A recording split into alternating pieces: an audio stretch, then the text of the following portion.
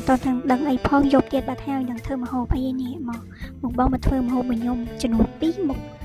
យើងមានសាច់គោតាមម្ដងមកម្ហូបទី1គឺលុកឡាក់ម្ហូបទី2គឺស្ងោរជ្រូកអញ្ចឹងបងមើលគ្រឿងផ្សំដូចដែលនៅក្នុងរូបហ្នឹងហើយសម្រាប់លុកឡាក់គឺខ្ញុំផ្សំគ្រឿងឲ្យហើយមានដូចជាអំបិលប៊ីចេងហើយនឹងប្រេងខ្យងម្រេចបន្ទាប់មកគឺខ្ញុំច្របល់ឲ្យចូលជាតិឲ្យហើយជាមួយនឹងសាច់បានខ្ញុំដាក់ខ្ទះឆាមកអញ្ចឹងគឺខ្ញុំពងខ្ទឹមមួយឈ្ងុយបន្ទាប់មកគឺខ្ញុំចាក់សាច់បាយខ្ញុំទៅទុកចូលហើយខ្ញុំថែមទឹកប្រៃបន្តិចព្រោះដោយសារគ្រឿងគឺខ្ញុំបានផ្សំពីហើយមើលទៅសាច់ឆ្អិនល្មមគឺខ្ញុំចាក់ម្សៅឆាចូលបន្ទាប់មកច្របល់ជាមួយទឹកនេះគឺខ្ញុំដួសដាក់ចានយកតែម្ដងគឺមានដូចក្នុងរូបចឹងបងមើលបានបន្ទាប់មកគឺខ្ញុំចូលដល់ស្ងោរជ្រូកសាច់គោម្ដងគឺខ្ញុំគ្រឿងផ្សំខ្ញុំមានខ្ទឹមស្លឹកគ្រៃហើយនឹងគល់ខ្ទឹមអញ្ចឹងគឺខ្ញុំផ្សំគ្រឿងហើយគឺខ្ញុំចាក់ចូលក្នុងចានសាច់គោហើយចានសាច់គោនេះគឺខ្ញុំ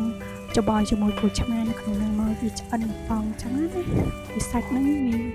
តុនហើយខ្ញុំដាក់ខ្ទឹមប្រាំងហើយនឹងម្ទេសហើយជូរអញ្ចឹងត្រូវហ្មងគឺខែតិចបែបនេះ